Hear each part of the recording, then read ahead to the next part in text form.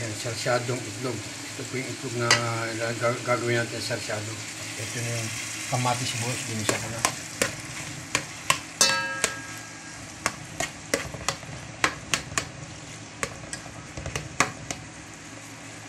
Hintayin lang natin lumambot yung mga kamatis niya para sa sarsyadong itlog. Para may iba naman po yung ulam natin.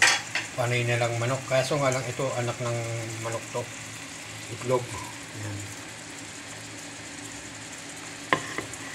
Sayang naman kasi kung ano, dahil yan ang almusal namin. Almusal namin yung itlog na yun eh. Kaso, sawa na rin kakain na niya, kaya isasarsyado ko naman. Yan. Yan ang sarsyado.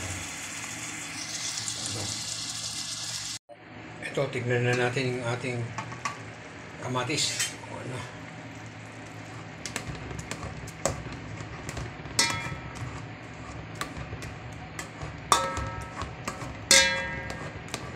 Yan, ano po natin yung dinudurog po natin yung kamatis niya.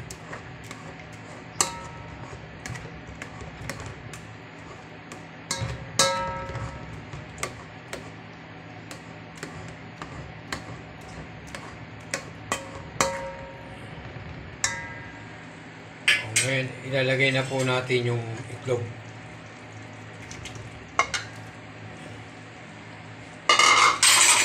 Yan ang masarap na sarsyadong itlog. Hindi, ngayon lang ako nagluto na itong sarsyadong itlog na to. Naisipan ko lang kasi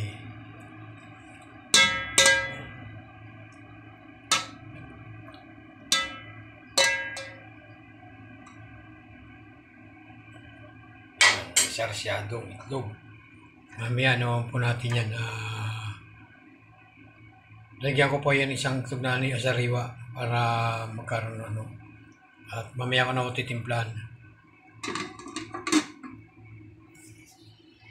O, tignan na natin. O yan, timplahan na natin ang asin.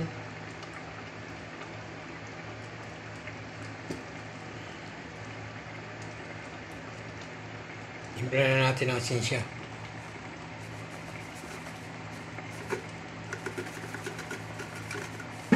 Tsaka konting bacon.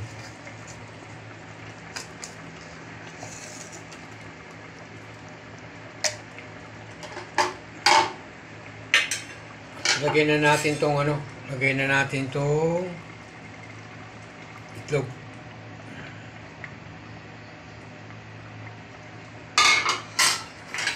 Bago natin haluin. Yan, ayos na yan. Konting na lang yan, luto na po yan. Yung sarsyadong natin, itlog. Yan, nakita nyo yung sarsyadong itlog. Yan, nagluto ako ngayon ng sarsyadong itlog. Yan ang ulam namin ngayong tanghali. Sarsyadong itlog.